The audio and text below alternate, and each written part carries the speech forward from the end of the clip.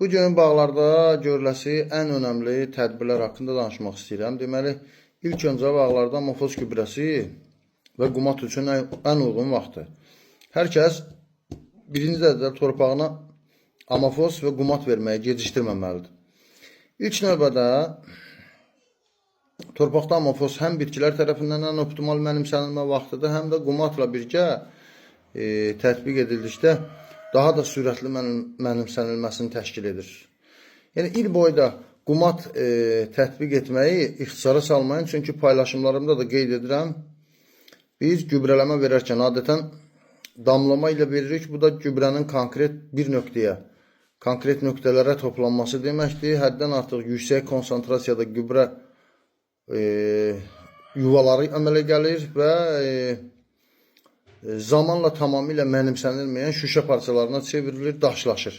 Daşlaşmanı da önləmək üçün ən gözəl vasitə gübrənin mənimsənilməsinin sürətini artırmaqdır. Məhz buna görə də mütləq qumatlardan istifadə etmək lazımdır. Bizim qumatlardan da, digər qumatlardan da istifadə edə bilərsiniz. Nəzərinizə çatdırım ki, bizdə həm amofosumuz var ki, toz halındadır, mənimsənilməsi sürətlidir. Həm də qumatımız var ki, ölkədə ən yüksək faizli qumatdır. Tərkibində 40% humik sulfik turşuları olan yeganə fermentasiya qumatıdır. Tərkibdə əlavə olaraq tam heyvan mənşəli amino asidlər də var. Yəni, qısa olaraq demək istəyirəm ki, bütün istehsal ölkə təsərrüfatlarının, bağların və digər təsərrüfatların tağıl, pambıq və s. əkinlərin həm iqlimsel stres şəraitlərinin, həm də torpaqdan qaynaqlı müxtəlif stres amillərinin aradan qaldırılmasına yönəlişdir bizim istehsal. Yəni, çünki biz daima təsərrüfatlardayıq. Amofosun toz şəklində olması da qısa zamanda mənimsənilməyə, qumatın pH dəyişmələrində dayanıqlı olması üçün isə əsas sulfik tərkibli olması da tərkibinə əlavə olaraq lisozomdur, hormonlardır. 4%-dən artıq amino asidlər var ki, paylaşmışam onu.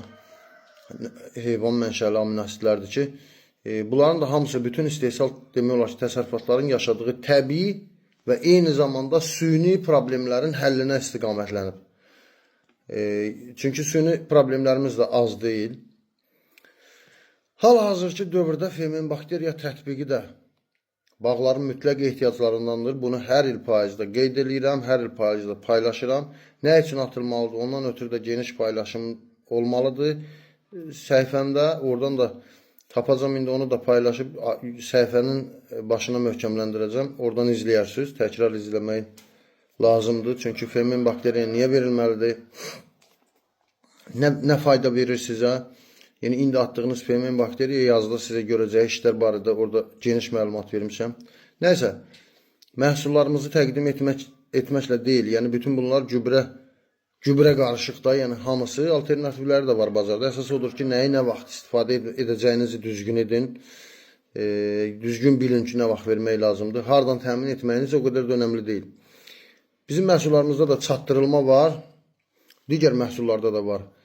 Yəni, mən demək istədiyim, mən yaz gübrələməsi üçün də xüsusi bir təklifim olacaq. Yəni, normal qışlıq gübrələməsini aparan bağlar üçün təbii ki. Çünki qışlıq gübrələməsi aparılmayan bağın yazlıq da nəticəsi olmur. O, xüsusilə yəni normal qışlıq gübrələməsini edən bağlar üçün yazlıq olaraq xüsusi rasyon hazırlayırıq və AB bakları şəklində hazır gübrə istehsal etməyi düşünürük. Bu təcrübəmiz çiyələkdə də var, çox da uğurlu nəticələri var. Yəni, çiyələkdə bizlə işləyən kifayət qədər fermerlər var ki, yəni başdan sona qədər konkret olaraq heç bir gübrədən istifadə eləmirlər. Xüsusi AB rasyonları verilir hazır şəkildə. Onlar da ondan istifadə edilir sulamada. Yəni, demək istədiyim hazır rasyon paylaşılacaq. O demək deyil, elə hazır rasyonu almaq lazımdır. Yəni, normal rasyon hazırlaya bilən mütəxəssislər hazır rasyonu da istifadə edə bilər. Yəni, hər kəs özü də hazırlaya bilər. Bizdən hazır qarışıq sifariş eləyə də bilərsiniz, eləməyə də bilərsiniz. Əsas odur ki, bitkinin yazlıq ehtiyacını normal bir şəkildə təmin eləyəsiniz.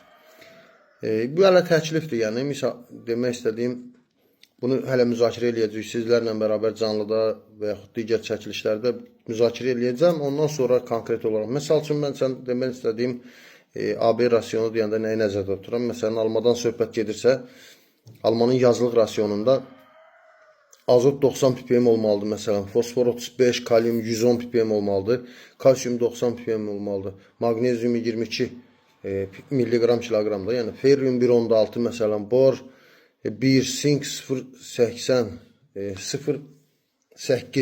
0.8, mangan 0.5, mis 0.25, molibden %8 milliqram kiloqram olmalıdır. Və yaxud da şaftalıdırsa, məsələn, bu rasyon 90 azot olmalıdır, 25 fosfor olmalıdır, 250 kalium olmalıdır, kalsium 165 olmalıdır, magnezium 25 olmalıdır və s. Yəni mikroelementlər də həmçinin. Yəni hər bitkiyə uyğun hazır AB bakları ayrı-ayrı olmaqla rasyon hazırlanıb satışa qoymaq fikrindəyik ki, yəni çünki qidadan qaynaqlı problemlərimiz çox. Olar ki, hər kəs özü də hazırlasın, ya kömək də eləyə bilərəm hazırlamasına. Yəni hər gün üçün fərqli gübrələmə şəklində tərkibdə müxtəlif orqanik birləşmələrin də olmaqla və elementlərin də nisbəti bitkinin həmin elementlərin tam mənimsənilməsinə şərait yaradır. Çünki orada antagonizm, sinergizm münasibətləri var, elementlərin bir-birinə nisbəti var. Yəni qida nə qədər dadlıdırsa, belə deyim, yemək də o qədər rahatdır. Bu təklifdir. Belə bir gübrələməyə maraqlı olsanız, məmnuniyyətlə hər bağ üçün ayrıca yanaşmalar da aparmaq mümkündür. Təbii ki, analizə və bağın vəziyyətinə görə. Yəni demək istədiyim odur ki, bir nöqtəyə monotərkib gübrələr verildikcə ağacın qidalanması optimal olmur. Sanki bir gün noxudun, bir gün kartofun, bir gün nə bilim suyunu, bir gün küftəsini yeməyə bənzəyir də. Yəni bu qidalanma, monotərkib qidalanma budur. Amma AB rasionları şəklində hazırlananda qida bitkinin ehtiyacına uyğunlaşdırılır. Yəni saydığım kimi ümumi rasion tam şəkildə istifadə olunur və nəticədə də optimal dad əmələ gəlir, bitki də onu rahat bir şəkildə mənimsəyir. Mənimsənilən hər bir qram gübrə də mütləq şəkildə bir məhsuldarlıq sayılır. Belə, yəni müzakirə eləmək üçün istəsəniz bu mövzunu müzakirə edib, zaten təkliflər var bir neçə fermerlərdən. Ümumi istehsala başlamaq üçün ümumi bir müzakirə eləyirik. Əgər razısınızsa bir axşam canlıya çıxayım, bu mövzuda bir fikirləriniz kiminsə varsa, kiminsə fikirləri zaten bunun altından da yazsın. Axşam canlıda da olacam, kiminsə əlavə sualları da olsa, axşam saat 10-da canlıda təkrar bu mövzuya da toxunarıq.